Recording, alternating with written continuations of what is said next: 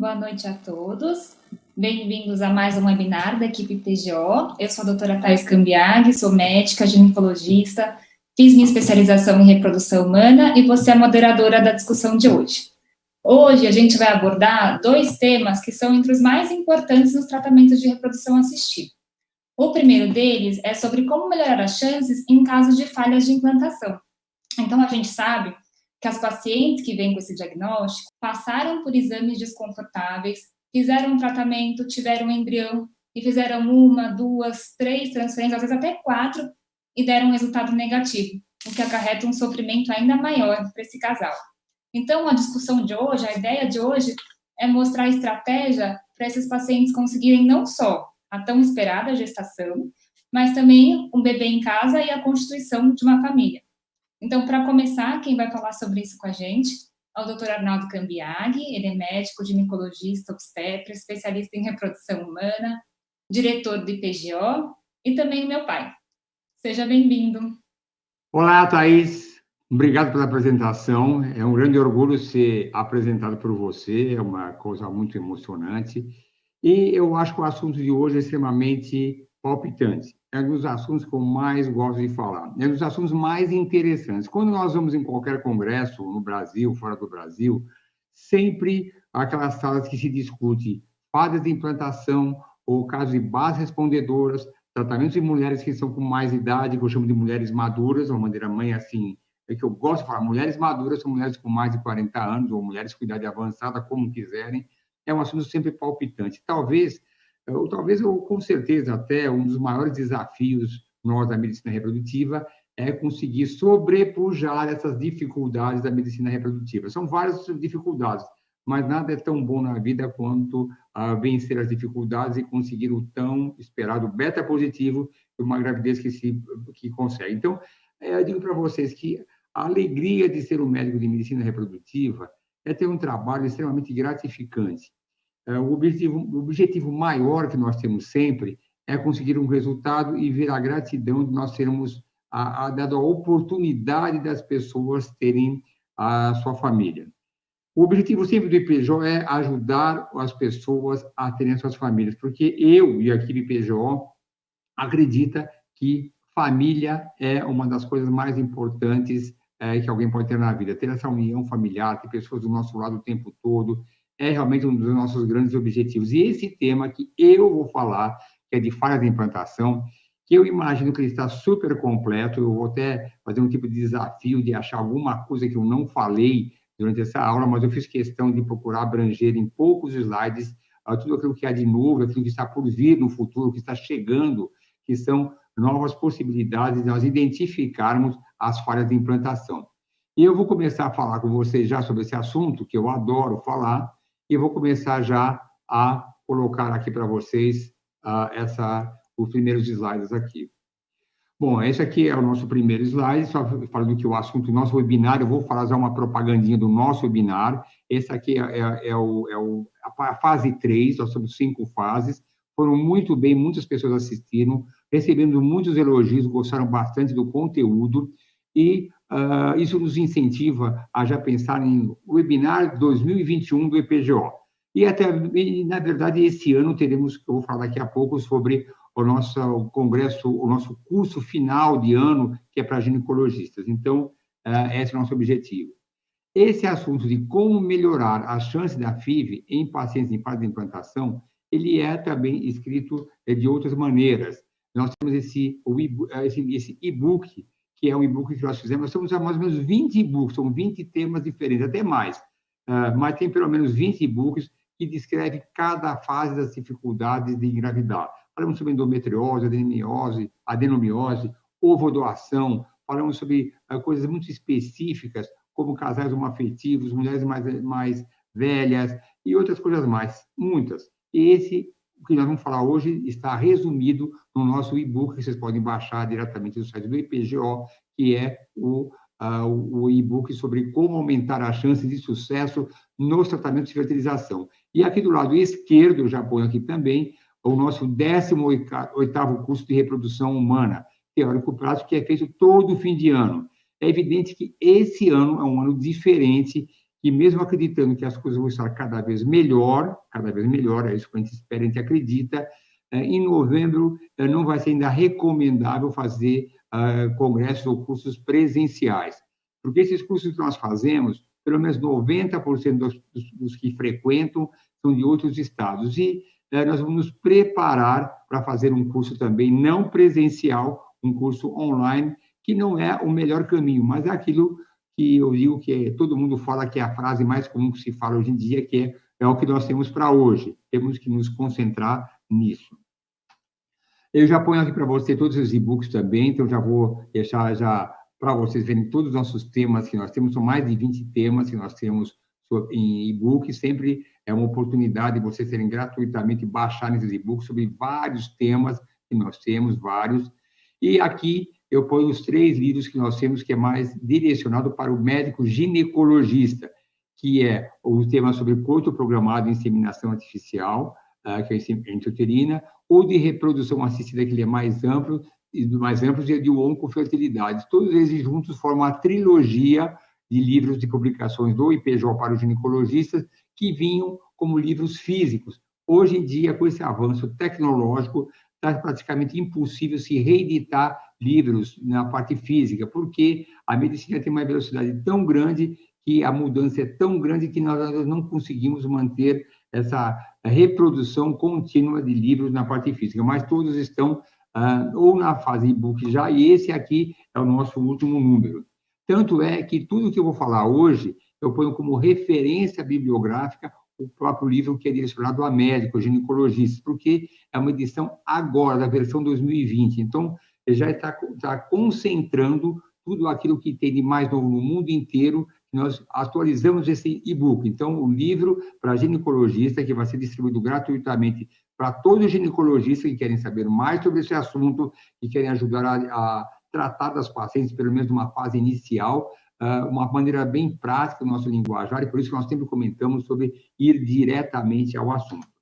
Bom, indo diretamente ao nosso assunto, a pergunta sempre após um tratamento de reprodução assistida em uma fertilização é: doutor, por que não deu certo? Então, é muito constrangedor para nós, que estamos sempre na busca do melhor resultado, haver uma situação semelhante a essa. Lágrimas dos olhos da mulher, lágrimas dos olhos do marido, lágrimas dos olhos do casal, e vêm muito frustrados, porque sempre imagina que situação é essa, que passaram por um desgaste grande, vários exames, muitos deles dolorosos, muitos até omitem dos amigos, porque não querem ser perguntados ou questionados sobre o assunto. É um valor financeiro bastante grande, e depois chega no final, não deu certo. É muito frustrante, nós respeitamos essa frustração do casal.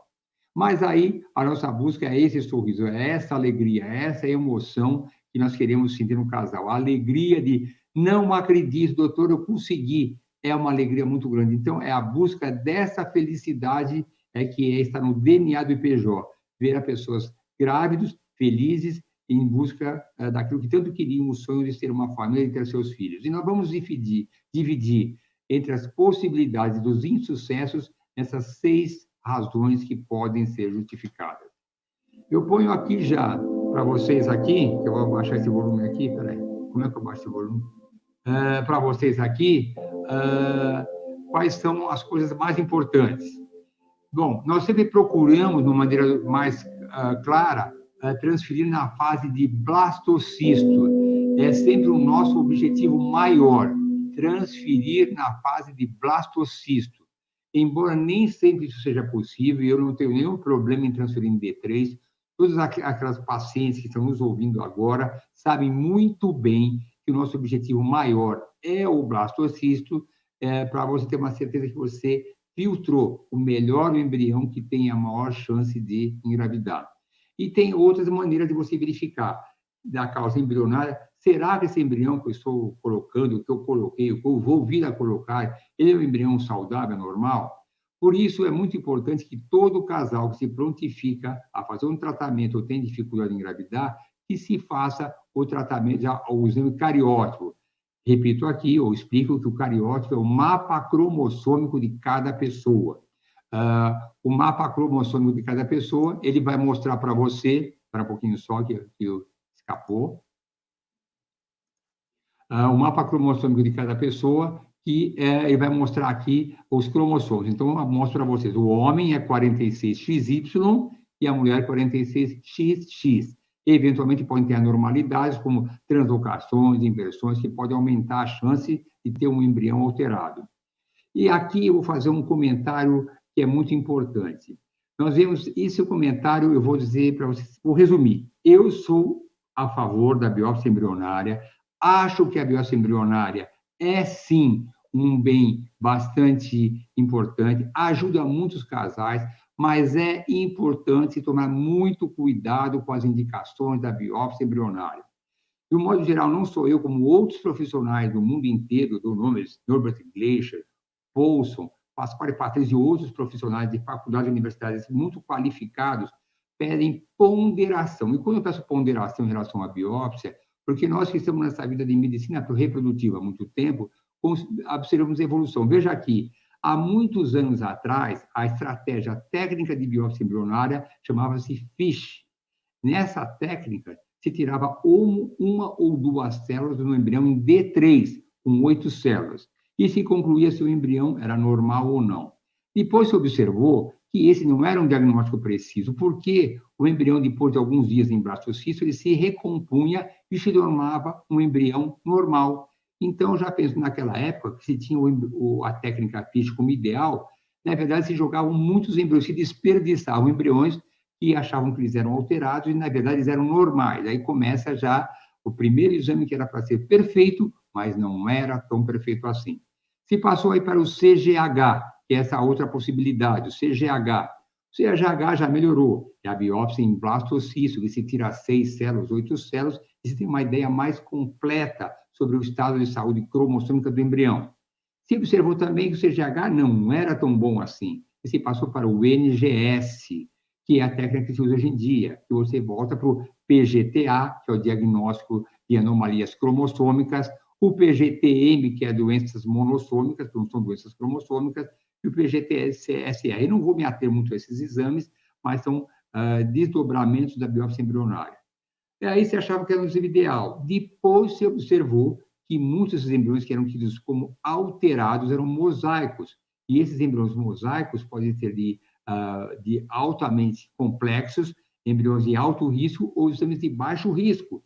Então, os de baixo risco poderiam ter gestações normais, até 35%. E esses embriões, até se valorizar o mosaico, também eram desperdiçados. E aí a gente começa a ficar preocupado. Será que o exame da biópsia embrionária ele é tão fidedigno? E muitas vezes eu pergunto para os pacientes que fizeram essa biópsia se vocês podem me dizer qual era o índice de falso positivo que vocês sabiam? Eu não sei, respondem elas. Vocês leram um contrato? Lemos, mas eu não lembro bem, as pessoas não leem direito. E no contrato está que até 4% dos embriões diagnosticados como alterados podem, na verdade, ser embriões saudáveis.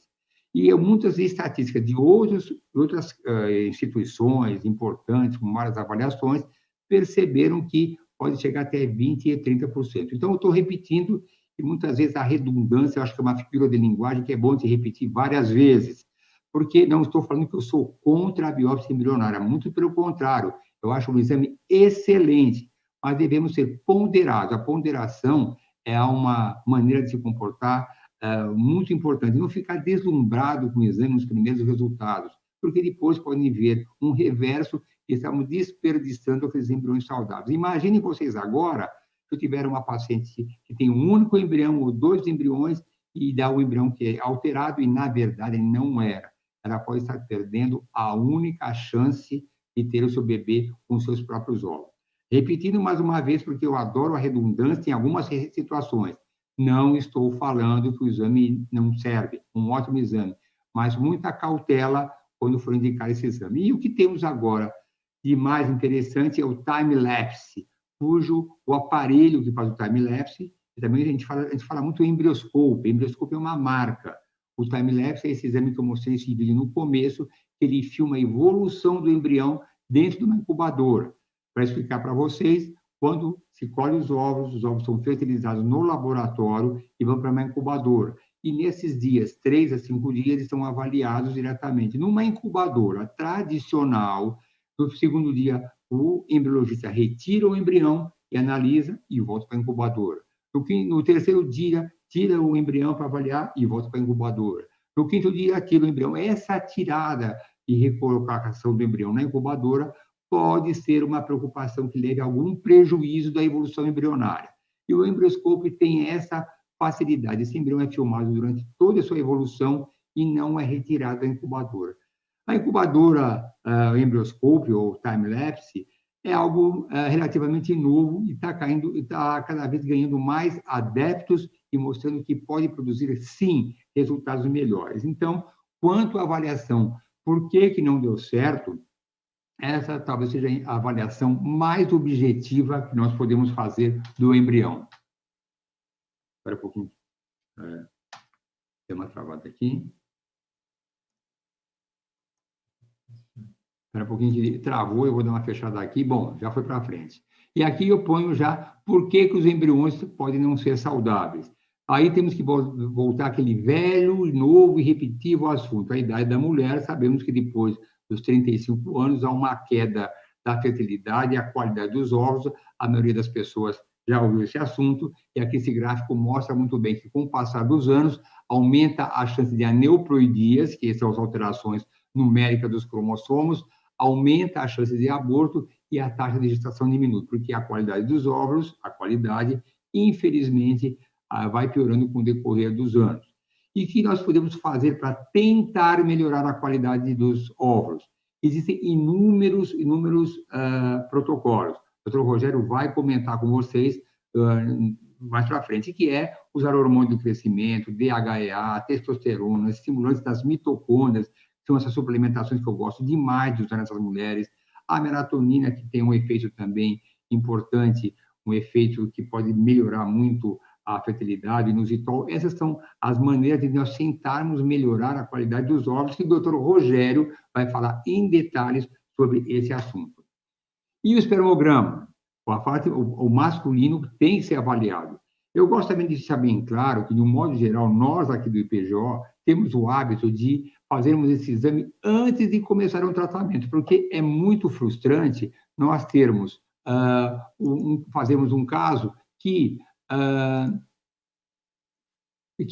vocês vão observar que não foi avaliado algum exame. Então, a fragmentação do sêmen é importante nós fazermos uma rotina, principalmente aqueles homens que têm um antecedente de fumantes, são obesos, esses merecem uma atenção maior, mas naqueles também que têm um estilo de vida ideal, também devem realizar, porque às vezes nós somos surpreendidos com aquilo que achávamos que era normal, não era. E o cariótipo também é fundamental para que a gente possa conseguir uma avaliação mais criteriosa da parte masculina e termos uma chance maior de termos um embrião de excelente qualidade. Bom, aí já encerramos essa parte do embrião, porque o embrião é alterado, porque que os óvulos podem causar problemas, porque o fator masculino também, e isso tudo repetindo mais uma vez, devem ser muito bem avaliados antes do início do tratamento, para que podemos ter uma certeza mais detalhada do que pode acontecer. Porque você imagina um casal que faz todo esse tratamento, faz todo esse investimento emocional, psicológico, deixa de fazer suas atividades, muitos usam suas economias para fazer um tratamento desse, e depois não deu certo, vocês falam, agora eu vou pedir esse exame. Qual que é a pergunta? Por que você não pediu isso antes? Então, de um modo geral, são os poucos exames que nós não pedimos antecipadamente. Bom, quantos fatores femininos que podem atrapalhar a implantação embrionária? Miomas, principalmente os miomas submucosos. Aqui eu ponho esse desenho aqui, o mioma submucoso, ele invade a cavidade uterina. Esses miomas devem ser investigados antecipadamente, porque eles devem ser retirados antes da transferência embrionária. Miomas subserosos, que estão na região externa, não tem necessidade. E os miomas intramurais, que são aqueles miomas que estão encravados na musculatura uterina, que fazem uma protuberância, uma saliência, invadem a cavidade endometrial, devem também ser retirados. Tudo isso com muito critério, porque um cirurgião não muito experiente, é muita pretensão falar, um cirurgião que não tenha muitos casos feitos pode exagerar e lesar um pouco mais o útero, precisa ser muito cauteloso. Sinéquias, quando o útero gruda uma parede na outra, decorrência de abortos anteriores, a hidrossalpinge. Aqui eu coloquei a hidrosalpinge junto com as causas uterinas para simplificar. É lógico que hidrosalpinge é na tuba, mas eu só simplifiquei e botei junto porque, para não ficar muitos slides, foi uma maneira prática de dar uma orientação. Hidrosalpinge, hidro, a água, é água, hidro quer dizer água, o líquido, e salpinge é tuba. Então, é uma água dentro da tuba. A tuba fica inchada, com esse líquido que muitas vezes está infectado, ele pode refluir para o interior da cavidade uterina e causando um ambiente inóspito, ou seja, um ambiente inadequado para o embrião implantar. Então, nesses casos, devem ser muito avaliados, isso não é uma regra geral, não. Pode ser recomendado retirar as tubas para você ter uma chance maior de implantação. E como se faz esse diagnóstico? Por uma ultrassom com preparo intestinal, uma histeroscopia ou mesmo pela histerosalpingografia. E aí vamos para o endométrio. Bom, endométrio é uma coisa muito importante. Eu adoro também endométrio, eu adoro pesquisar endométrio. E nós começamos com a biópsia endometrial. E aqui já começa a falar sobre um assunto cheio de controvérsias, né? Serozinho K. Vocês ouvem falar tanta coisa de Serozinho K que adianta, que não tem importância, que, olha, Serozinho K não é uma coisa tão simples como vocês estão imaginando aqui, honra de digitação é CD, viu? Não é CG, não. Não é AstraZeneca, não é uma AstraZeneca, não existe uma única AstraZeneca. Então, existem dois tipos, e isso que ninguém fala, mas é necessário fazer, antes de fazer julgamento da real vantagem de se diagnosticar a AstraZeneca, tem que entender que existem dois tipos de AstraZeneca. A que eu chamo de Bright, que eu chamaria a AstraZeneca do bem, que são importantes, que ajudam a implantar o embrião, e a AstraZeneca do mal, que são a DIM. Então, quando você faz uma biópsia do endométrio, eu particularmente gosto mais da AstraZeneca uterina do que as sanguíneas, deve saber se dividir qual é a prevalência. Se for a AstraZeneca CD56 Bright, excelente. Elas ajudam a implantar o embrião. Mas se for a NK DIM, não é boa, ela ajuda a atrapalhar, ela atrapalha a implantação do embrião. Então, não é assim, tem que fazer, atrapalha, não, é bobagem. Não é bobagem, porque as pessoas falam, mas não dividem dessa maneira. NK-CD Bright, que é do bem, que vem, e a CDNK-56 DIM, que é do mal. Tem que saber diferenciar. E depois temos o problema do endométrio fino, mais um desafio que nós temos sempre atrás de como melhorar a espessura endometrial. Que existem esses tratamentos, o PRP, que é aquele que a gente faz com plasma rico em plaquetas, que é uma coisa bastante interessante, nós usamos com alguma frequência em casos difíceis, e temos também o fator estimulante de colônias granulócitas, ou seja, GCSF, que pode ajudar, também ajuda muito, temos sempre uma solução. O ERA é um exame bastante falado hoje em dia, que ele vê a janela endometrial, qual o melhor momento de implantar o embrião, quando o embrião se abre, qual o momento certo, que na maioria das vezes é no 5º dia para blastocisto, nós temos que avaliar. O ERA é um exame específico que pode ajudar. E depois ver microbioma. Microbioma é a flora, você fala muito hoje em dia em microbioma, né? Microbioma intestinal, microbioma do estômago, da garganta, de tudo. E o microbioma do útero, do endométrio, deve ser avaliado e ter uma concentração de lactobacilos, que fazem a defesa da flora natural, e a vaginose bacteriana, que é o microbioma que pode ser prejudicial. Então, nós fazemos com frequência a biópsia do endométrio para se avaliar se tem uma disbiose, uma alteração da sua flora ideal para a implantação. E fazemos esse exame EMA e ALICE, que são sofisticados para você ajudar a diagnosticar uma falha de implantação. E que a gente faz muito. Probióticos, que eu estou pondo por aqui, hoje em dia também se fala muito, que é aquele coquetel, vamos chamar de bactérias do bem, que é o microbioma do bem, aqueles que ajudam a defender, estimulam a parte imunológica e ajudam. E também para o IEG. IEG é uma injeção endometrial de gonadotrofina. É muito interessante isso, porque há muito tempo atrás mandamos um trabalho sobre as vantagens de fazer esse IEG, que pegou o HCG e que ajuda, e nós acreditamos que sim, mas depois vieram outros trabalhos denegrindo que não era bom, que não adiantava. Mais recentemente, uma revisão sistemática, e hoje, nesse congresso europeu que está tendo agora, um outro trabalho mostrou das vantagens de fazer a infusão endometrial de gonadotrofina oriônica no endométrio, momentos antes da implantação. Não vou entrar nesse detalhe, que é muita orientação. Aqui, vocês vão ver algo que também se fala muito pouco e que nós acreditamos bastante. São as contrações uterinas no momento da transferência embrionária que acontece. Então, nós fizemos há um tempo, foi o ano passado, nós mandamos um trabalho para o Congresso de Endometriose, de pacientes que não engravidavam porque tinham muitas contrações na fase de implantação, e nós observamos que a endometriose era a causa desse excesso de contrações. E, ao invés de dar a medicação que nós fazemos, operamos a endometriose e conseguimos um resultado melhor, diminuindo as contrações e taxa de sucesso na implantação. Então, contrações uterinas podem sim. Se fala muito pouco disso, mas nós do IPJ usamos, não numa rotina para todos os pacientes no primeiro tratamento, mas depois de alguma fase de implantação, nós colocamos no nosso protocolo a inclusão desse exame, que é a ressonância magnética Cinema Display. E falo agora de endometriose. Um assunto que se fala muito, endometriose. Endometriose pode causar fase de implantação? Pode sim, mas nós operamos sempre? Não. Nós sempre procuramos fazer um diagnóstico preciso desde do histórico do paciente.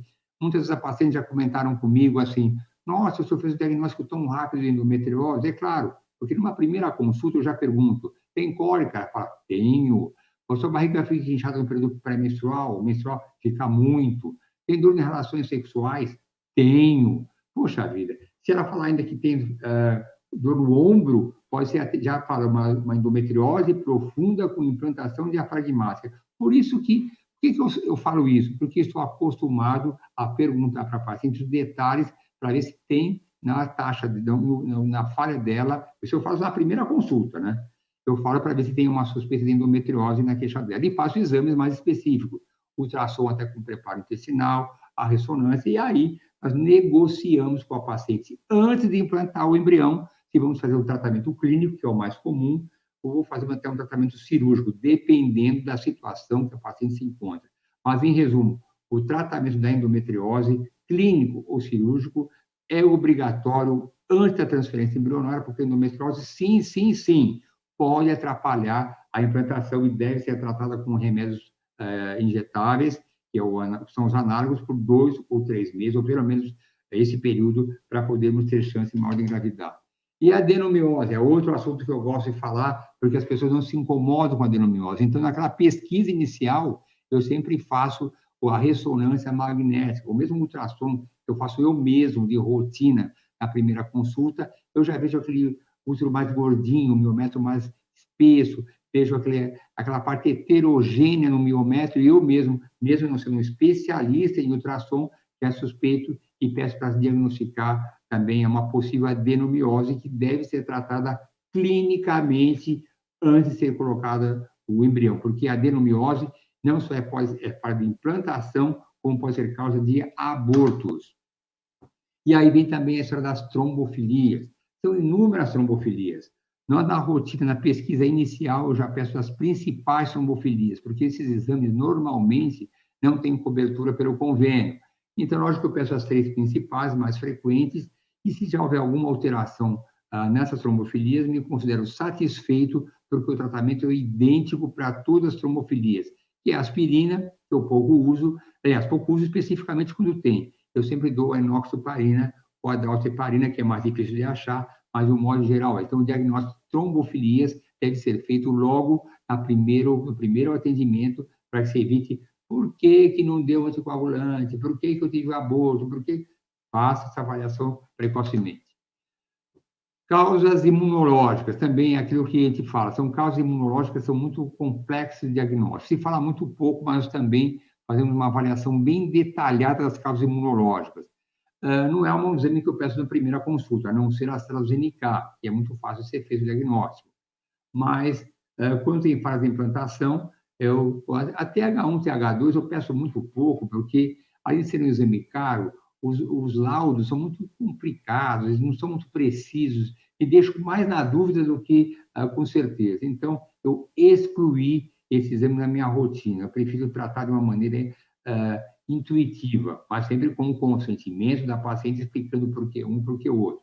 A AstraZeneca, já comentei com vocês, eu faço na rotina, identificando qual tipo de AstraZeneca que ela tem, se é aquela do mal ou do bem, e o KIR, que é a nossa cereja do bolo hoje em dia.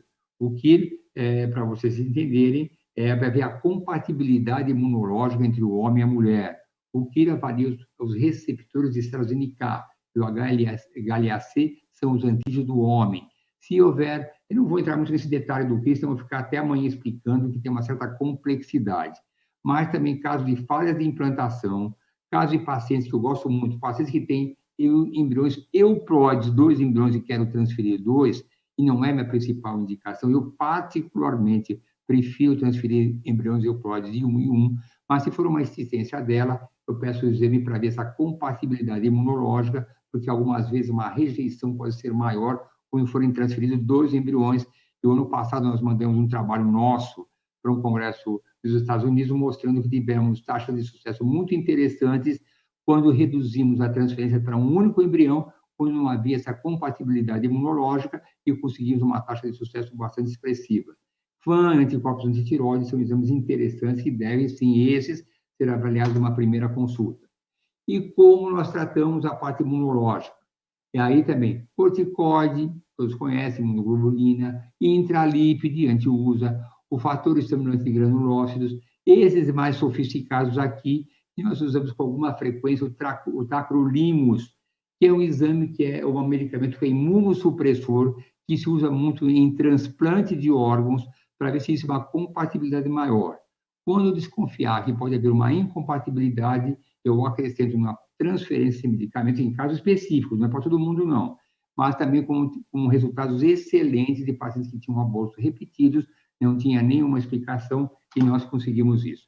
Então, é isso que eu tentei falar de uma maneira meio corrida para caber, e essa é a equipe que eu adoro, que dá suporte para todos nós, aqui as meninas que trabalham aqui, eu faço questão de dizer que sem elas eu não vivo, são pessoas fundamentais para a minha alegria aqui, para o atendimento das pacientes, dão muito apoio, são totalmente, assim, do lado de nós, todos os médicos, do lado das pacientes, e a equipe médica aqui, a doutora Paula, a doutora Thais, a doutora Camila, que é minha filha também, o doutor Rogério e eu aqui no meio. Então, é isso que eu queria dizer, e eu vou voltar agora a palavra para a doutora Thais, para que ela possa fazer alguns comentários e fazer algum relaxamento e passar depois, em seguida, para o doutor Rogério. Foi muito boa essa apresentação, foi super didática e, com certeza, deixou claro que para cada paciente vai existir a melhor estratégia para a gente otimizar esses resultados. E sempre lembrando que o que é bom para uma não necessariamente vai ser bom para outra. Por isso que a gente sempre vai preconizar a individualização de cada tratamento. Uma coisa a mais que eu acho interessante a gente falar é sobre mudança de estilo de vida. Você até falou sobre a qualidade de sêmen em relação ao tabagismo, ao alcoolismo, e não só em relação ao tabagismo, a gente sabe que excesso de peso, a magreza excessiva, o consumo de álcool moderado, que às vezes o moderado para um não é tão moderado assim, o consumo excessivo de cafeína e o tabagismo, eles estão associados a tanto a alteração da qualidade do óvulo ou do espermatozoide e também a taxa de fertilização e de uma boa evolução da gestação. Então, tudo isso também tem que ser abordado, acho importante. Às vezes pensando no acompanhamento com nutricionista, nutrólogo, psicólogo e às vezes até um acompanhamento a mais com acupuntura. São estratégias a mais que acho que muitas pacientes se beneficiam disso tudo. Alguma coisa a mais, doutor Arnaldo? Bom, achei excelente seu comentário. É evidente que não podia ampliar de tal forma a minha apresentação, mas a gente parte do princípio que na pesquisa inicial sempre deve. Achei excelente o seu comentário, foi excepcional. Realmente eu não comentei, porque senão eu estender e ia ficar até amanhã falando sobre estilo de vida, quais são os principais cuidados que deve se ter. Mas achei excelente e muito oportuno, e depois eu estarei também pronto para receber as perguntas e dúvidas que podem aparecer. Excelente o seu comentário, obrigado. Bom, vamos para o segundo tema de hoje e depois a gente abre tudo para as perguntas. Então, o segundo tema vai ser sobre os tratamentos nas massas fundedoras e pacientes com idade avançada. A gente sabe que são pacientes que têm um prognóstico mais delicado e que também exigem uma estratégia diferenciada para otimizar o resultado. Assim como as pacientes que tiveram falha de implantação, são pacientes que vieram de frustrações anteriores, mas que têm um obstáculo no meio do tratamento, que muitas vezes não conseguem obter embrião e tem, às vezes, uma quantidade pequena de óvulo. Então, a ideia da discussão de hoje é estratégias para a gente poder otimizar esse recrutamento folicular. Quem vai dar aula de hoje é o Dr. Rogério Leão, ele é médico ginecologista e obstetra, especialista em reprodução humana, responsável pelo Laboratório de Reprodução Humana do CAISME e médico da equipe PGO. Boa noite, Rogério. Boa noite, tudo bem, Thaís? É um prazer estar aqui falando de novo para vocês e do tema, como o Dr. Reinaldo disse, né, que é muito desafiador, que são as pacientes más respondedoras e as pacientes de idade avançada, que existe uma associação entre esses dois casos, mas que não necessariamente tem as duas coisas. Então, eu vou começar aqui. Então, vou falar sobre os tratamentos de reprodução assistida em más respondedoras e pacientes com idade avançada. Lembrando que temos um e-book que eu e o Dr. Reinaldo escrevemos e está disponível no nosso site para baixar, um sobre tratamentos de fertilização em mulheres más respondedoras e um em mulheres maduras. Vale a pena depois para as pacientes que quiserem baixar, até para médicos também, tem bastante informação de uma forma simples, né, que seja acessível para as pacientes, mas é muito interessante, vai ter muito do que eu falei aqui, mas depois para poder ler com calma. Tá certo? E por que a gente fala tanto de más respondedoras, né? O que isso quer dizer? Né? A gente pensa que a fertilização in vitro tem várias etapas que fazem parte. A primeira é você estimular os ovários para que vários óvulos amadureçam naquele ciclo, para então você poder colher os óvulos, e então fertilizá-los no laboratório e formar os embriões, e então você vai transferir os embriões para o útero. São várias etapas que podem ter problemas, mas tudo começa com a estimulação ovariana. Se não tivermos óvulos de boa qualidade, não tem como a gente pensar na implantação, não tem como a gente pensar na fertilização, né? E lembrando que o ovário da paciente, quando a gente faz ultrassom no início do ciclo, quando a gente vai começar, ele tem vários que a gente chama de folículos antrais. São esses folículos de 2 milímetros até 10 milímetros, que todo mês vários aparecem e se não crescerem, eles vão degenerar. Esses folículos, né, chamados de folículos antrais, eles são sensíveis ao hormônio FSH. Se você dá FSH, você faz ele continuar crescendo até que ele vira um folículo pré-ovulatório e depois ele ovula. Normalmente, a dose de FSH que o corpo produz é para crescer só um, e os outros vão se perder e depois vão aparecer novos folículos antrais. Na fertilização in vitro, a gente vai dar uma dose alta de FSH, e a gente quer que daí não só um, mas vários desses folículos consigam crescer e daí amadurecer o óvulo. Então, para isso, a gente tem que dar o FSH, que tem várias formulações diferentes, com caneta, de forma que a gente chama de recombinante, outros que são extraídos de urina de mulher menopausada. Então, tem várias formulações, todas com efeito positivo, né? Os estudos mostram que são muito similares, mas que podem ter diferenças para cada paciente.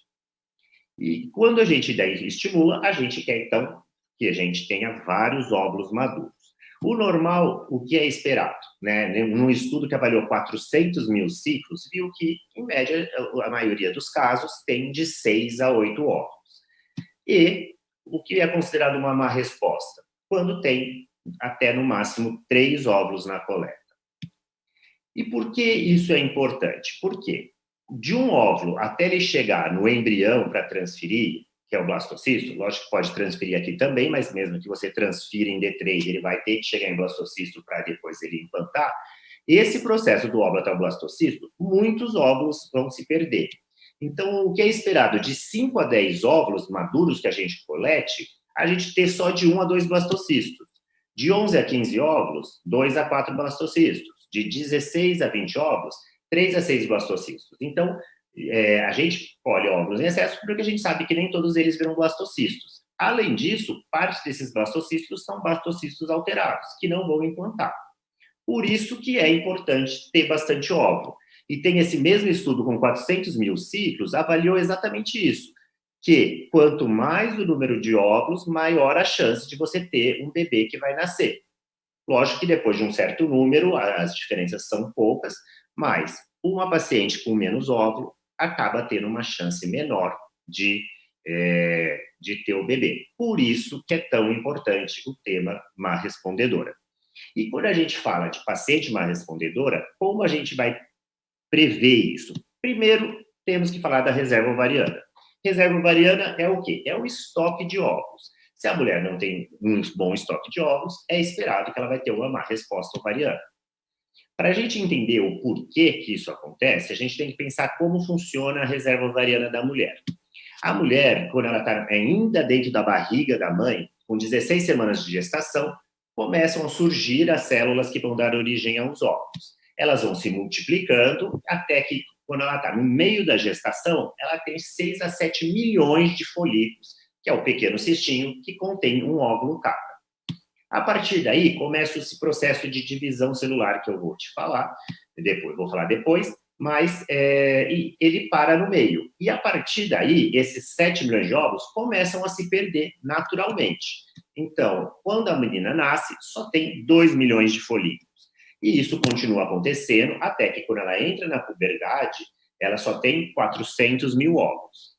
A partir da puberdade, todo mês, cerca de 1.000 folículos são recrutados, do folículo primordial até a folículo em crescimento. Alguns chegam ao antral, um vai chegar ao ovulatório, mas esses 1.000 que estavam destinados para aquele ciclo vão ser perdidos. Então, uma menina que tinha 400 óvulos na puberdade, ao redor dos 38 anos ela só tem 25 óvulos, ao redor dos 50 anos ela só tem 1.000 óvulos. E todo mês, então, tem menos folículos disponíveis que possam crescer. Então, quando a gente vê uma reserva ovariana de uma paciente mais jovem, você vê vários folículos antrais. Conforme vai envelhecendo, esses folículos antrais vão diminuindo. Se você tem bastante folículo antral, vou ter bastante folículo grande, se eu estimular com FSH. Quando eu tenho pouco, eu vou esperar que vou ter menos também. Certo? E como a gente avalia essa reserva ovariana? O primeiro exame, a dosagem do hormônio FSH. Quando o ovário começa a diminuir a reserva, ele vai subir essa dose do FSH. Importante, colher entre o segundo e o quinto dia do ciclo, porque, como você vê aqui na linha verde, o FSH ele tem muita variação ao longo do ciclo. Às vezes ele está mais alto, mas ele está no pico que ele tem no meio, então só tem relevância o FSH no início. O problema é que o FSH só vai alterar quando o ovário está muito com a reserva diminuída. Né? E o que seria um FSH alterado? Acima de 10 a 12 já é um alerta vermelho mesmo, porque significa que a reserva está realmente muito alterada e precisa tomar uma atitude emergencial. Mas existem outros exames que são mais fiéis para a reserva ovariana. Né? No caso, a contagem dos folículos antrais, que é um ultrassom que você faz no início do ciclo e você conta os folículos. O que é alterado? Uma baixa reserva é quando tem menos que 7 folículos. Já outro exame que a gente vê para a reserva ovariana, o hormônio antimileriano. O hormônio antimileriano, ele é um hormônio produzido desde o folículo primário, que é o folículo aí, que quando ele está começando a crescer, até o folículo antral. Então, todos os folículos do corpo produzem o hormônio FSH, o hormônio antimileriano. Quanto maior o antimileriano, maior a reserva ovariana. E o que é considerado, então, uma reserva ovariana baixa? É um antimileriano menor que 1. Lembrando que é normal que a contagem de folículos antrais e o antimileriano vá cair com a idade. E quando a gente tem esses valores, abaixo de 7 e abaixo de 1, é um risco aumentado de que vai ter uma má resposta, ou seja, vai ter no máximo 3 óvulos. Sendo esses dois o mais fiel, porque a dosagem do FSH é só quando já está num nível muito elevado. Então, a primeira causa aí da gente ver uma má resposta é uma reserva ovariana diminuída. Que a principal causa de uma reserva ovariana diminuída é a idade avançada. Se a gente comparar uma paciente jovem, menos de 10% delas vão ter menos que 4 óvulos. Se você pegar uma paciente acima dos 42, 35% delas vai ter uma má resposta, ou seja, vai ter menos que 4 óvulos. Mas nem toda... Existe uma intersecção entre esses grupos, mas nem toda paciente com reserva ovariana diminuída tem 40 anos, nem toda mulher de 40 anos tem a reserva ovariana diminuída. E, além disso, as más respondedoras não necessariamente são acima de 40 anos e não necessariamente têm reserva ovariana diminuída. Tem pacientes com reserva ovariana normal que também, às vezes, respondem mal. Por isso que a gente vê que é um grupo muito complexo de pacientes. Eu falei, então, que a reserva ovariana diminuída pode ser causada pela idade avançada, mas também pode ter outras causas. Uma quimioterapia que lesou os ovários, uma cirurgia ovariana que tirou parte dos ovários, embolização de miomas, às vezes pode um êmbolo para a artéria ovariana e acabar levando a necrose do ovário.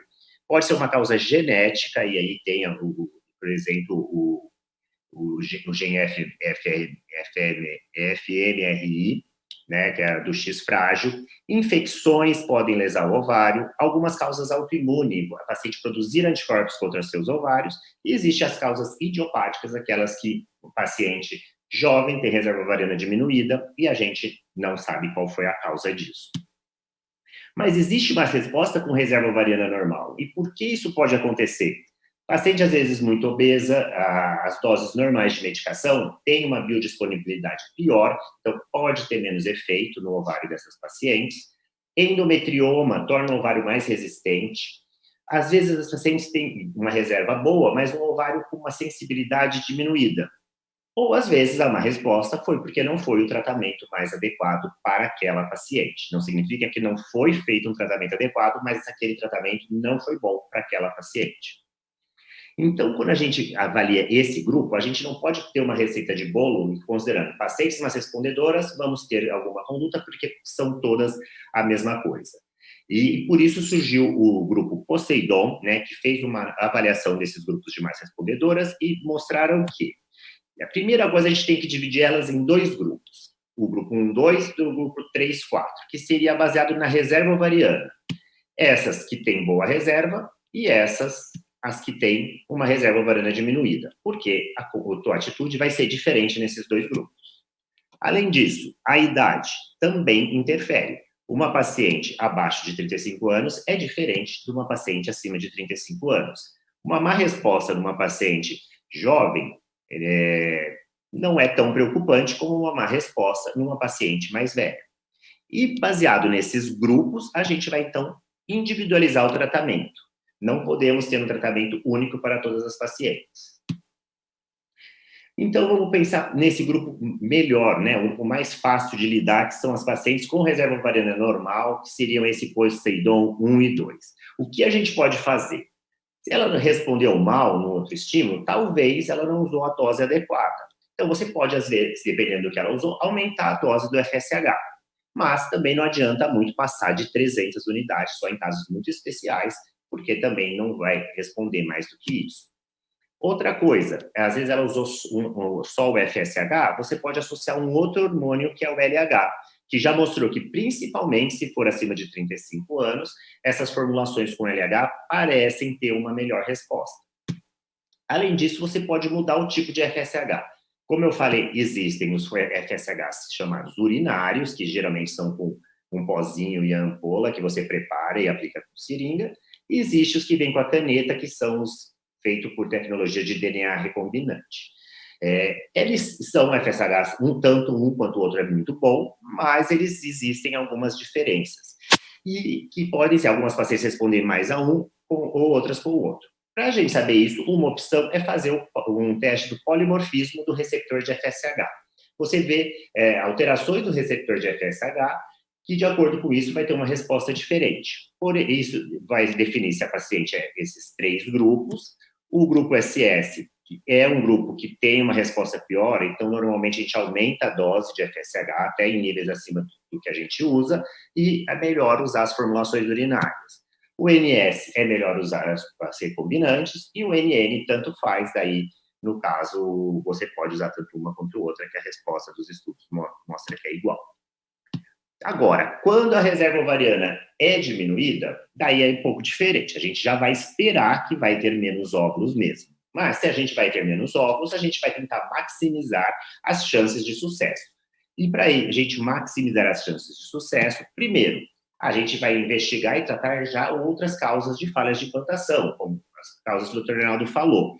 O Dr. Reinaldo mostrou um monte de coisas, né, que a gente normalmente pesquisa só quando já tem falha, mas pacientes que às vezes é muito difícil até a gente conseguir um embrião, a gente costuma já, mesmo na primeira transferência, já tentar cobrir tudo que pode, né? Além disso, pensar no homem, já que o óvulo, temos um problema com o óvulo, vamos tentar ao máximo melhorar aí esse espermatozoide para tentar melhorar a chance. E vamos tentar fazer o que dá para melhorar a qualidade dos óvulos, né? Quando a gente pensa em melhorar a qualidade dos óvulos, primeiro, a gente não tem nenhum exame que veja a qualidade dos óvulos. A gente só vai saber, na hora que a gente usar, ver se vai formar embriões de boa qualidade, se vai ter alguma alteração ou não. Mas a gente sabe que, de novo, a idade da mulher é um dos principais fatores para cair essa qualidade dos óvulos. Por quê? A gente disse, né, que ela nasce com todos os óvulos, ela não cria novos óvulos. Óbvio que conforme ela vai usando, vai cair a quantidade, mas a qualidade também cai.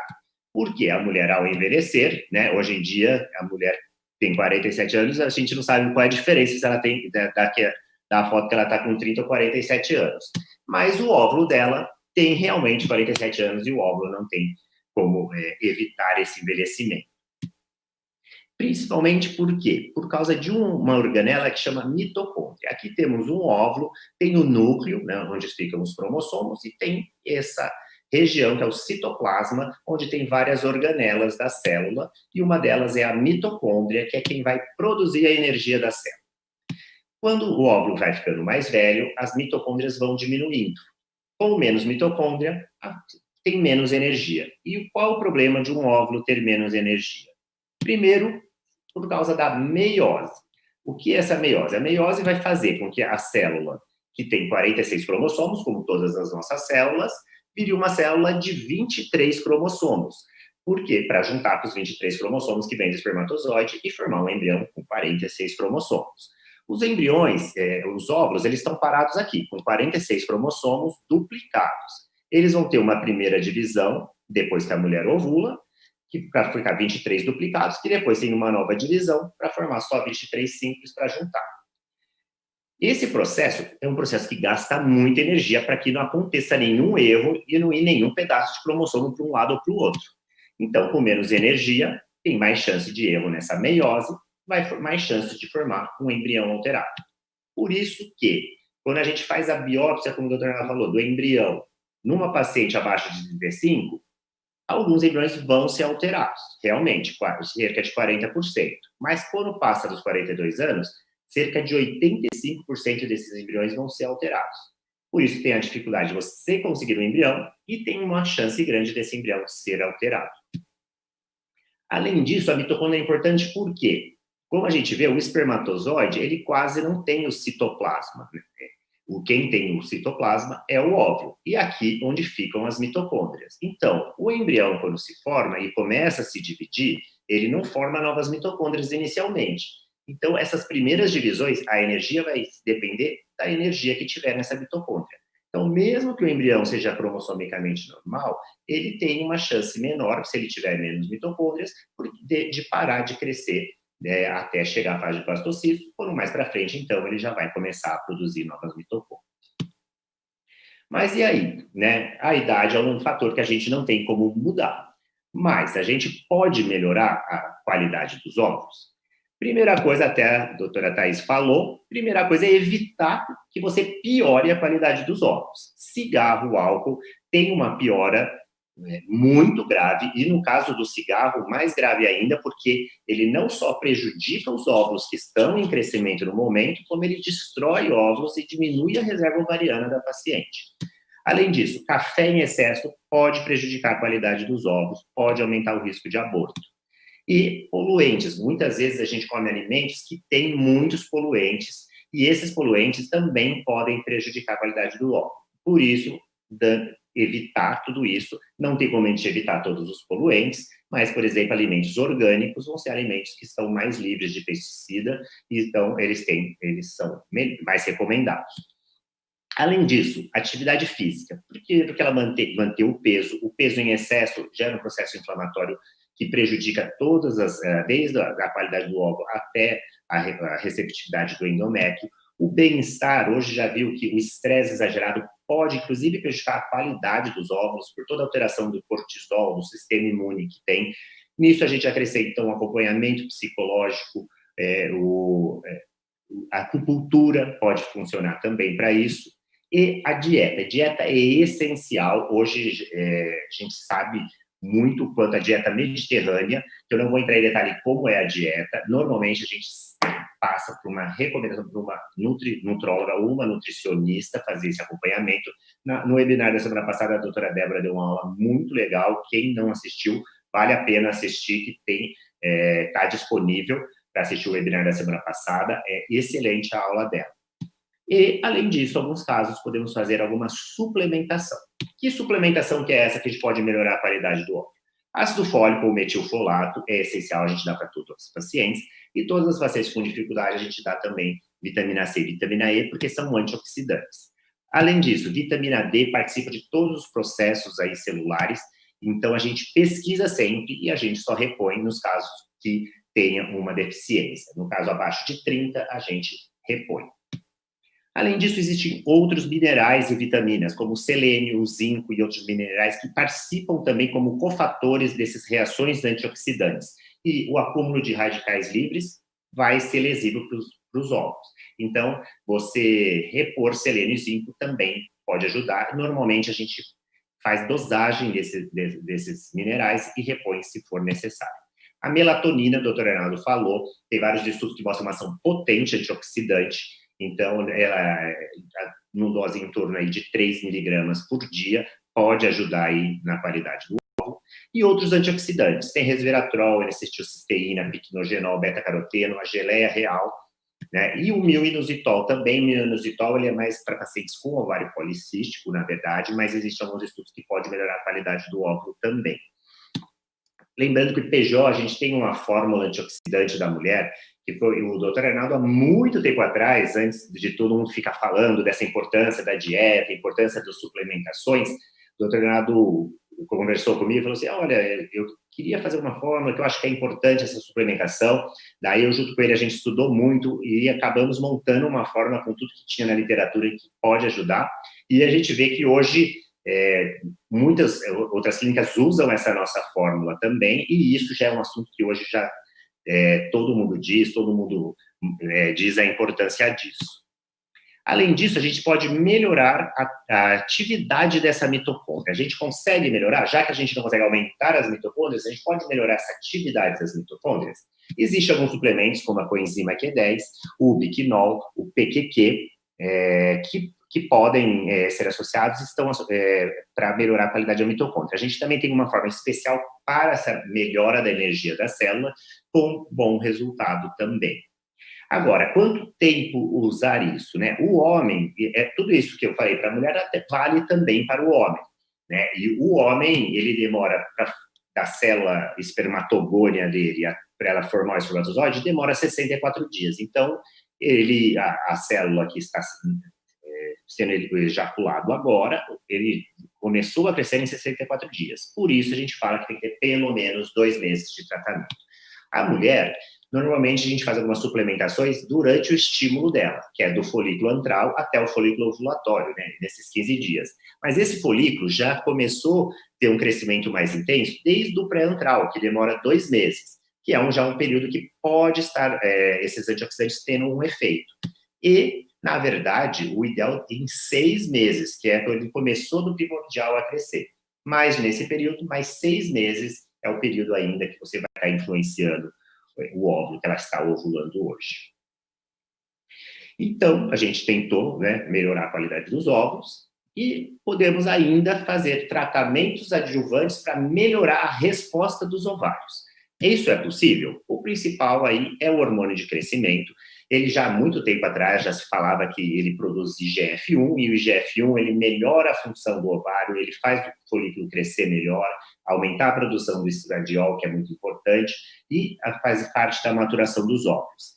E mais recente, em 2015, um novo estudo mostrou que ele também pode melhorar a função da mitocôndria dos óvulos. Se você melhora a função da mitocôndria dos óvulos, você pode, então, melhorar a qualidade dos óvulos. Avaliando clinicamente os estudos, né, na fertilização in vitro, os estudos tem vários já que revisões de literatura, uns dizendo que dá mais óvulo maduro, mais óvulo fertilizado, mas não teve diferença na taxa de gravidez, outros que deu maior taxa de nascimento vivo e menos cancelamentos, outros mais óvulos, mas não teve diferença na taxa de nascimento vivo, outro que teve mais óvulo e mais embrião. Ou seja, há controvérsias, não temos absoluta certeza que vai funcionar, mas o GH já tem evidência aí que pode ser benéfico para essas pacientes. O protocolo de PGO usar 4 unidades por dia, a gente usa durante a estimulação ovariana. Mas, como eu disse, durante a estimulação ovariana é um período onde os folículos estão crescendo mais, então eles estão muito sujeitos às medicações, mas isso já começou pelo menos 2 meses antes e até 6 meses antes. Então, começaram alguns estudos de usar mais prolongado o GH, já que ele pode melhorar a qualidade, por que já não começar antes? Tem aí, então, alguns estudos usando 2 unidades por 6 semanas, pelo menos, ou pode usar 4 unidades em dias alternados, e 2 estudos recentes, um com 380 mulheres massas respondedoras, mostrou melhora na qualidade embrionária e na taxa de nascido vivo, com este protocolo, e um outro com 780 mulheres que tinham uma reserva normal, uma resposta normal, mas tiveram embriões de muita má qualidade no ciclo anterior. Com esse protocolo, melhorou a qualidade embrionária e melhorou a taxa de gravidez clínica. É muito recente, temos que ter ainda ressalva se esse protocolo realmente é bom, mas é uma possibilidade de tratamento. Outra opção para melhorar a resposta ovariana, testosterona. Também muito antigo, já fala-se que pode aumentar os receptores de FSH. Se eu tenho mais receptor de FSH, o FSH vai agir mais, vai crescer mais os folículos, vai melhorar a sensibilidade dos ovários ao FSH e vai ter maior produção de estradiol. Numa meta-análise, que é um dos estudos de maior consistência, que é você avaliar tudo que tem publicado e daí analisar todos os estudos juntos, mostrou maior número de óvulos, mais embriões, maior taxa de gravidez e de nascidos vivos em pacientes mais respondedoras que usaram. Também há controvérsias, os estudos não são tão robustos, mas não vai funcionar para todo mundo, mas é uma possibilidade. O protocolo geral tem variações, mas às vezes inicia-se no 21º dia do outro ciclo, às vezes durante o ciclo anterior inteiro, e vai usando até a paciente menstruar. Pode continuar usando depois que começa a estimulação ovariana, ou então pode parar. Outra suplementação, o DEA. O DEA, o que ele é? Ele é um hormônio que vai ser convertido em androstenediona e testosterona. Então, acredita-se que ele pode ter um efeito tão benéfico quanto a testosterona, e é uma medicação via oral. As meta-análises são bem controversas, tem uma que diz que não tem efeito, outra diz que deu mais óvulo, outra que deu mais óvulo e mais taxa de nascido vivo. Fala-se há muito tempo, não tem que começar, primeiro falaram que dava muito certo, depois começaram a desconfiar que não. Hoje os novos estudos mais recentes mostram que pode ter benefício. Não dá, pode ser também uma opção aí para melhorar a resposta ovariana. Tem um protocolo novo que surgiu, o protocolo usando o LH prévio ao ciclo, né, que pode ser associado ao uso da testosterona, só que você usa a testosterona e depois 4 dias de LH. O LH tem uma ação de aumentar a testosterona, poderia aí ter algum benefício, mas ainda estamos aí esperando se vai ter algum benefício mesmo, ainda não tem muito estudo relacionado a isso. Outra opção, GCSF, que a ação dele é produzir glóbulos brancos, mas ele tem alguns estudos mostrando que ele pode melhorar no endométrio, ele pode melhorar a implantação e até a resposta ovariana. Para uma respondedora, tem um estudo pequeno que falou que melhorou os cancelamentos, teve mais óvulos, mas existe estudos muito escassos e ainda temos dúvida do benefício, mas não pode ser uma possibilidade quando a gente não tem outra, já esgotamos as outras possibilidades. Além disso, podemos pensar em protocolos alternativos nesse caso.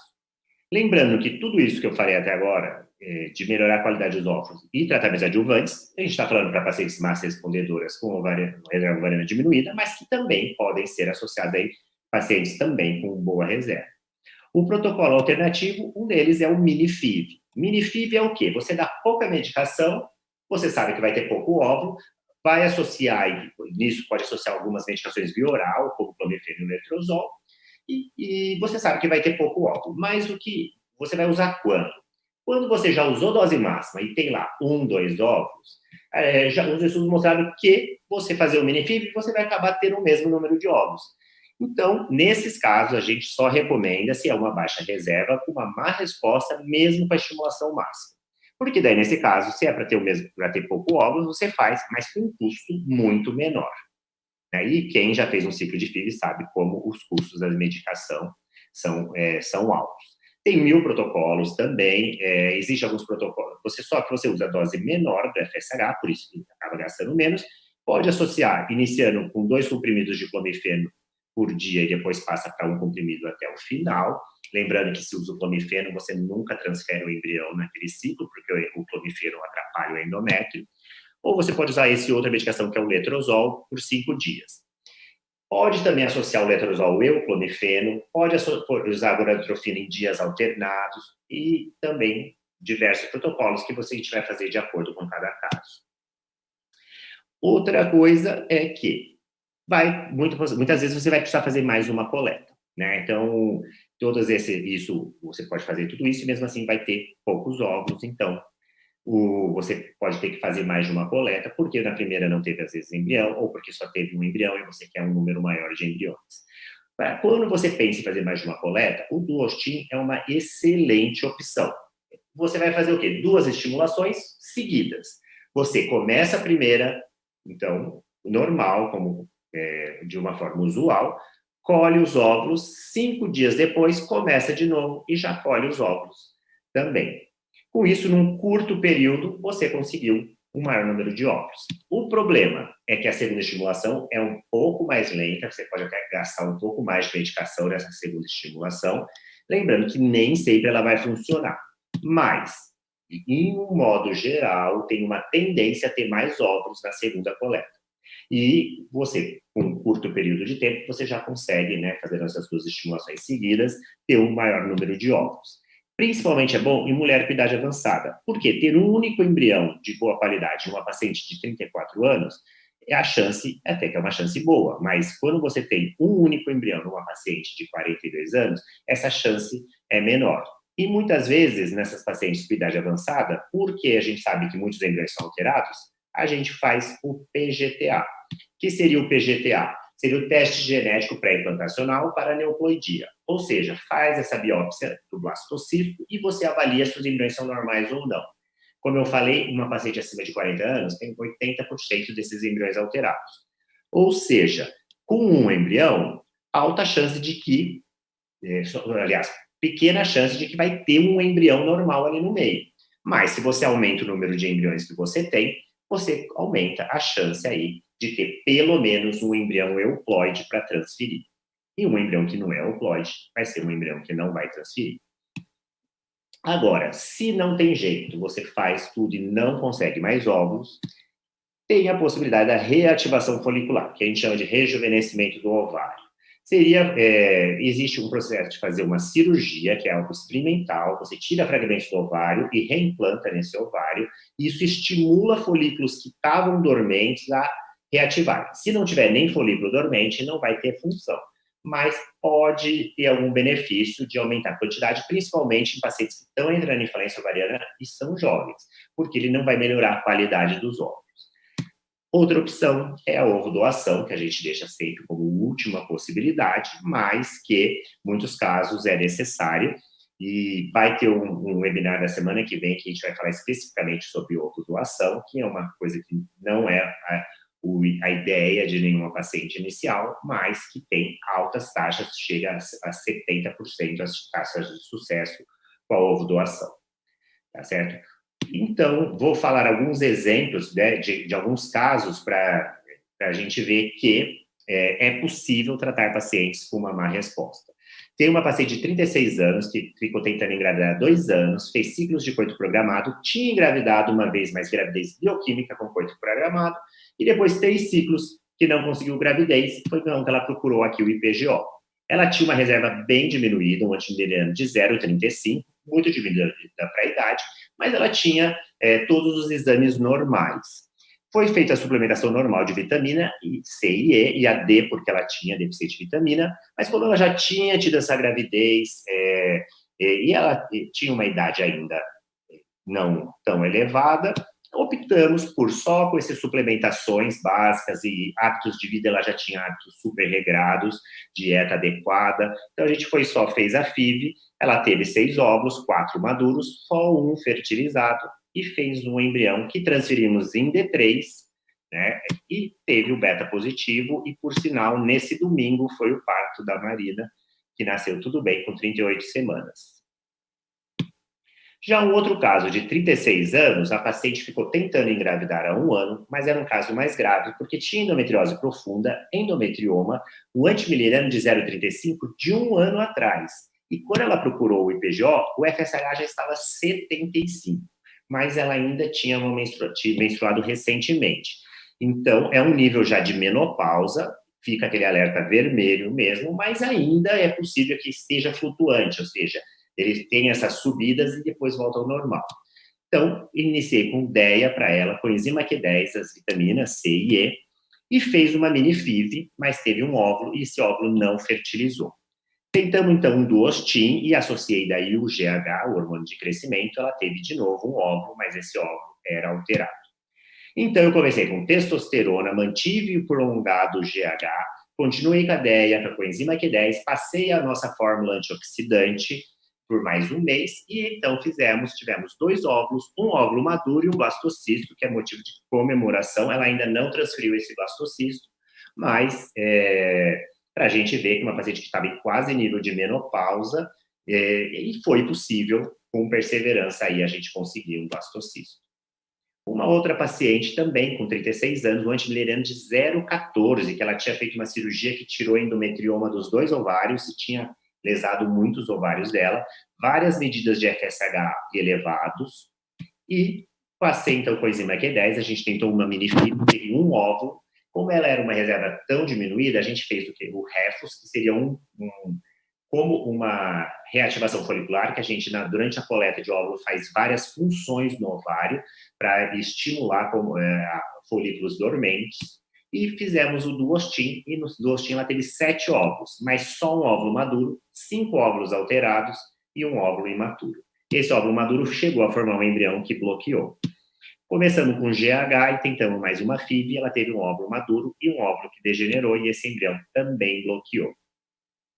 Então, a gente conversou, começou uma dieta, orientação nutricional rigorosa, uma fórmula antioxidante, mantivemos o GH, e como a paciente, ela tinha exames restantes fora da reserva ovariana, tudo normal, e nunca tinha tentado efetivamente, ela já procurou porque ela viu essa reserva ovariana diminuída, ela quis tentar coito programado, e fizemos um coito programado, e no segundo, um beta de 189, o menininho dela já nasceu, foi uma gravidez, tudo bem. De uma paciente também de baixíssima reserva.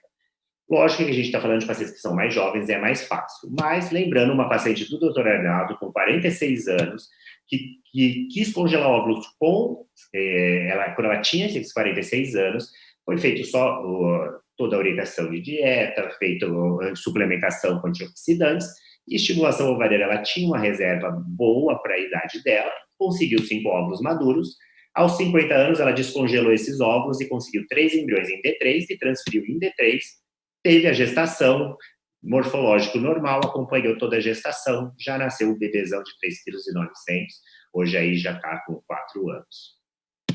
Assim, são casos difíceis, uma respondedora idade avançada, mas não são casos impossíveis.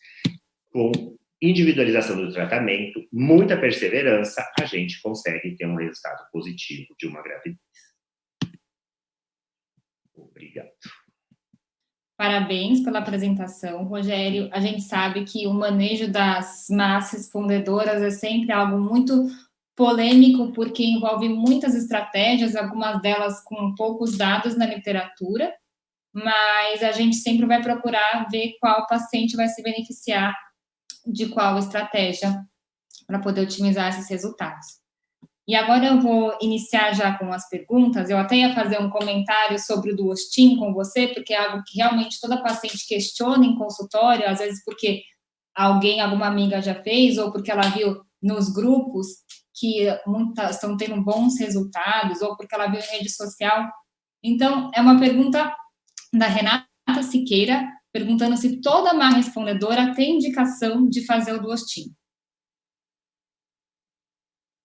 Olha, primeiro, não, nem toda tem indicação de duostin. Primeiro que nem todas vão precisar de mais de uma estimulação ovariana.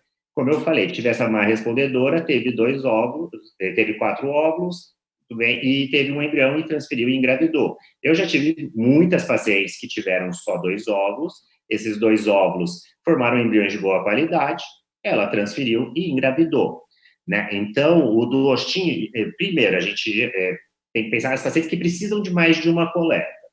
Geralmente são pacientes já mais velhas, porque a gente sabe que parte dos embriões são alterados, ou porque a paciente quer ter uma reserva aí de óvulos. Sempre que ela vai fazer vai ter mais de uma coleta, e ela tem uma baixa reserva ovariana, eu particularmente gosto bastante do duostin. Mas ela tem que saber que nem toda paciente vai responder bem ao duostin, né? E o duostin vai usar um pouco mais de medicação, porque é um tratamento mais longo, né? Mas eu acho que sempre vale tentar uma vez o duostin. Não sei, doutor Arnaldo, quiser dar a opinião dele? Posso opinar, sim. Eu acho que o duostin é uma ótima estratégia, mas deve ser muito bem indicado. A gente ouve, duostin é uma maravilha, mas nem sempre ele vai bem. Tem pacientes que você, quando vê a primeira coleta e você vê vários pequeninos folículos, você fala, esse caso é excepcional e eu indico o duostin.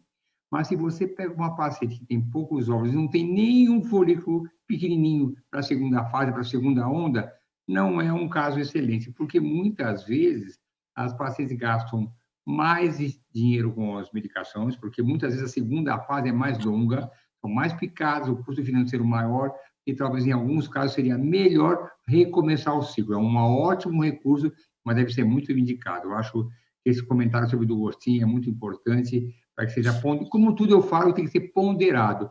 Nem todo tratamento é para todo mundo. Tem que ser sempre individualizado. Para você é bom, para outra pessoa não é bom, ou ao contrário. Eu achei excelente o comentário, exatamente isso.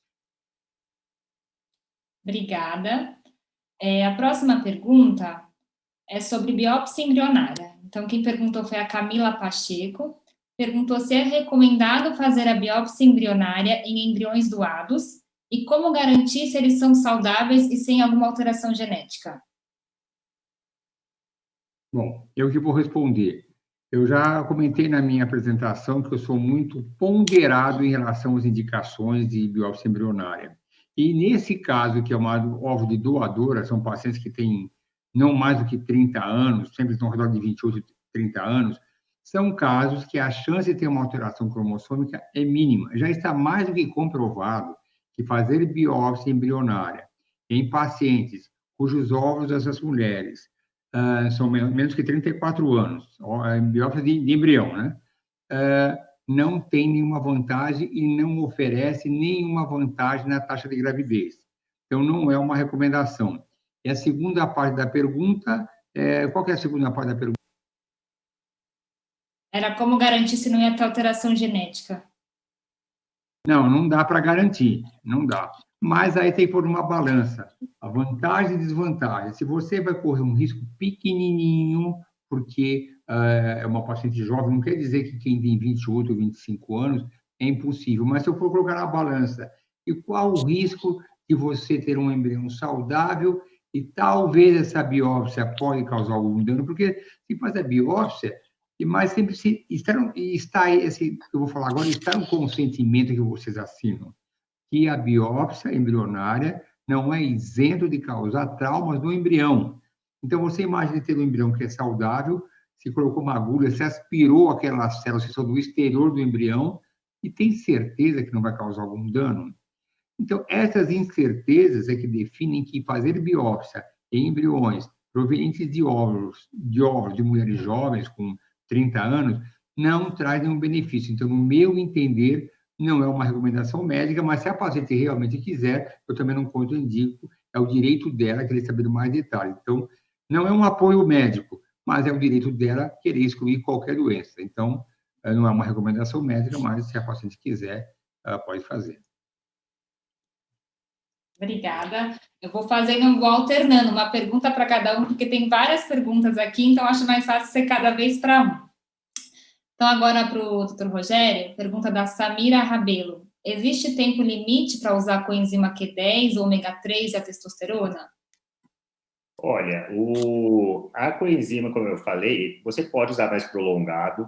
O ideal é se você pensar, desde que o folículo começou a crescer, você quer estar sob a influência de qualquer estilo de vida e suplemento, é em torno, pelo menos, aí 6 meses. Não tem problema usar mais prolongado a coenzima Q10, tá certo? Agora, a testosterona é mais para uma sensibilidade, você usar pré-tratamento para você melhorar a resposta do ovário, tá certo? Não tem indicação você ficar usando prolongado. Tem que tomar cuidado que usar muito prolongado pode ter os efeitos colaterais da testosterona. Por exemplo, hipertrofia do clitóris, pode ter engrossamento de voz. Então, apesar de que a gente faz uma dose que não é alta, mas essa dose é calculada para usar por um curto período de tempo antes de fazer a estimulação ovariana. Não é para uso prolongado. Diferente dos suplementos de vitaminas, dos estilos de vida, essas coisas. Ótimo. Tem uma pergunta aqui da Rosângela, na verdade são 3 perguntas em uma, mas que eu achei interessante. A primeira é, o embrião em D3 tem menor chance de implantação? Aí a segunda, 2 embriões em D3 têm chances equivalentes a um em D5? E a terceira, que também acho que é uma polêmica grande sempre, é embrião fresco ou congelado? O Rogério, né? Pode ser para você, na verdade, tanto faz. Comentar. Não. Eu cheguei para o Rogério. O embrião D3 é um embrião que não passou pelo filtro para blastocisto. É como você fazer um exame de seleção, que tem 2 ou 3 provas, a paciente, o embrião, ou a pessoa passou na primeira prova, mas não fez as demais. O fato de ela não ter passado as demais não significa que ela seja incompetente. Então, o embrião de D3 é um bom embrião, e se ele é bom em engravida em D3, ele implanta em D3, ele implanta em D5. Então, apenas passar para blastocisto é um filtro que pode demonstrar ter um embrião de melhor qualidade, porque já passou pelas provas de mórula no 4º dia e blastocisto no D5, ou D6, ou D7. É muito importante falar que blastocisto é D5, mas pode chegar até D6 e D7 também. Agora, não dá para você falar que 2 embriões D3 equivalem a um blastocisto, porque nós temos gestação gemelar com 2 embriões em D3 e pode vir um só. Então, não dá para fazer essa conta 2 em D3, porque seria um bom embrião, mesmo se ele implantar, e ele implantaria também em D5. Essa é a avaliação. Agora, a terceira pergunta, que como eu achei que era para o Rogério, não prestei atenção, eu vou me... Qual que é a terceira parte? Sobre embrião fresco ou congelado? Eu adoro embrião congelado. Não é que eu adoro embrião. O embrião congelado, o embrião fresco, é a mesma qualidade. Não há perda da qualidade de um bom embrião quando você congela. A vantagem de você transferir o embrião em fase de quando está congelado é você ter provavelmente um endométrio melhor. Será um embrião, um endométrio que não tem aquela sobrecarga hormonal da estimulação ovariana. Ele não vai dizer, vamos dizer assim, não está encharcado com os hormônios da estimulação ovariana. Eu gosto muito de transferir em embrião congelado. Mas, se a paciente for uma má respondedora, tiver 2 ou 3 folículos, ou 4, no máximo 5, tiver 2 embriões, o endométrio não tem esse prejuízo dos hormônios da estimulação ovariana.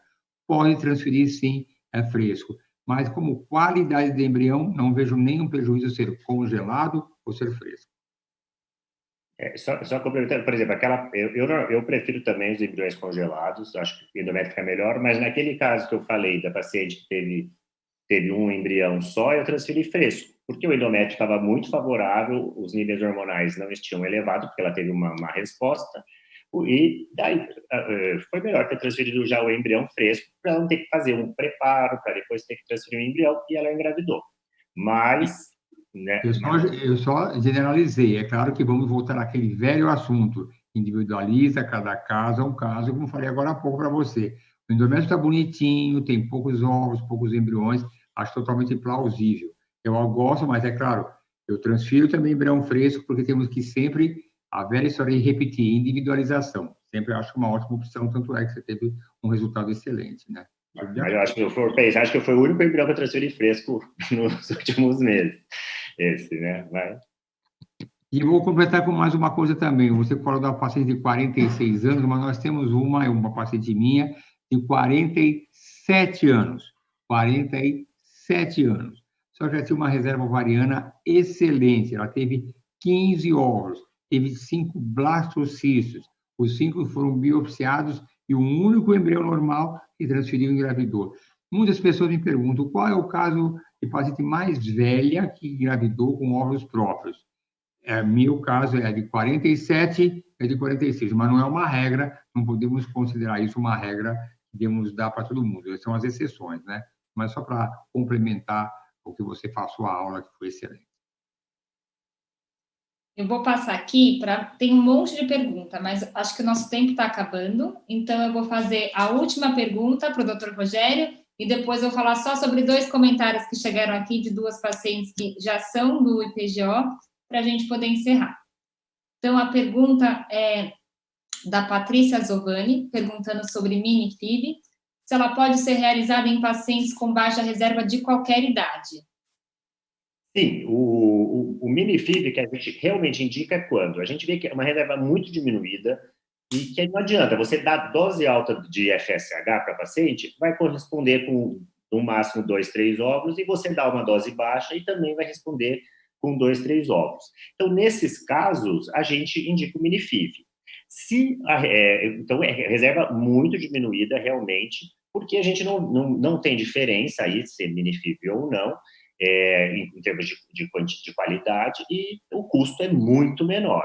Agora, se existe a possibilidade de a gente aumentar a dose, conseguir mais óvulos, vale a pena também, né? Lógico que também tem que individualizar o quanto a paciente quer gastar, né? Então, vai depender do que ela já teve de resposta ovariana, o que ela já usou de medicação, mas mini-FIV pode ser feito em qualquer idade. O que determina a gente geralmente fazer o mini-FIV é a resposta ovariana e a reserva ovariana. Tá ótimo. Eu prometo que é a última pergunta, porque acabou de chegar e eu achei ela interessante. Da Jaqueline. Em caso de ter óvulos congelados e entrar na menopausa, os hormônios da menopausa vão interferir na minha transferência? Não, no caso, se ela congelou os óvulos, tem lá os óvulos congelados, ela estar na menopausa não diminui a chance dela engravidar. Ela vai ter que fazer uma reposição hormonal, que a gente faz usualmente mesmo para qualquer transferência, mas nós temos pacientes receptoras até 50 anos, até mais de 50 anos, que já estão na menopausa e as chances são excelentes. O que importa realmente é a qualidade e idade dos óvulos. Lógico que excluindo que ela tenha outros fatores uterinos, imunológicos, que não estariam relacionados com a idade, nem com a menopausa, no caso. Ótimo. Então, só para finalizar, só queria falar do comentário da Maria Joana, elogiando a equipe, falando que ama a todos e que logo, logo vão estar aqui para darem continuidade no tratamento. E também do comentário da Elisandra, que falou que seria muito bom se todos os médicos falassem sobre a queda da reserva ovariana, que muitas vezes é uma orientação que não é dada pelo ginecologista e acaba gerando essa frustração de uma dificuldade de tratamento depois. Bom, é isso. Algum comentário a mais? Não, eu vou agradecer a todos vocês. Primeiro, eu quero agradecer a todos aqueles que estão locados com a gente aqui, que nos ouviram. Obrigado pela presença de todos. Quero agradecer a todos, o Rogério. Vou agradecer a Thaís, em especial. Eu vou até já comentar para vocês que o clã Cambiag são 3 filhas. A Camila, que é a mais velha, que é médica ginecologista, que trabalha conosco também, excelente profissional ginecologista.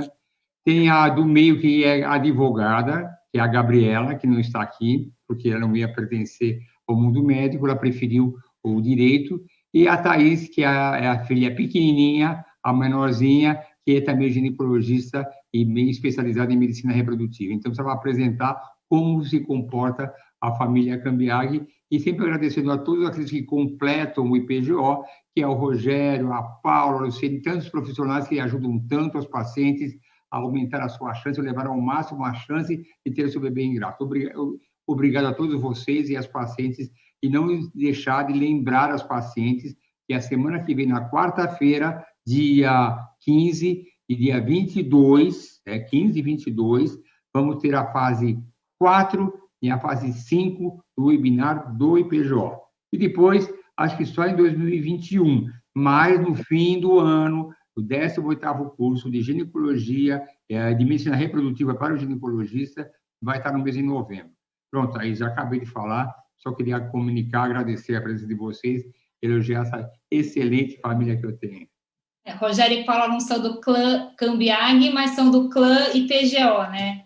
Exatamente, né? A equipe do IPGO é uma equipe muito unida, né? A gente sabe que um pode contar com o outro, então, quando o paciente vai passar com a equipe, a gente fica seguro que está passando com a equipe IPGO. Né? A gente sempre procurando... Eu venho como família IPGO, né? Sempre eu ponho no meu hashtag família IPGO, e aí somos todos nós. Agradeço a participação de todo mundo. Qualquer dúvida que tiverem, pode me mandar no meu Instagram, pode mandar para o saude@ipgo.com.br, que a gente vai responder, tá certo? E semana que vem, então, fator masculino vai ser falado e ovo doação. Obrigada a todos.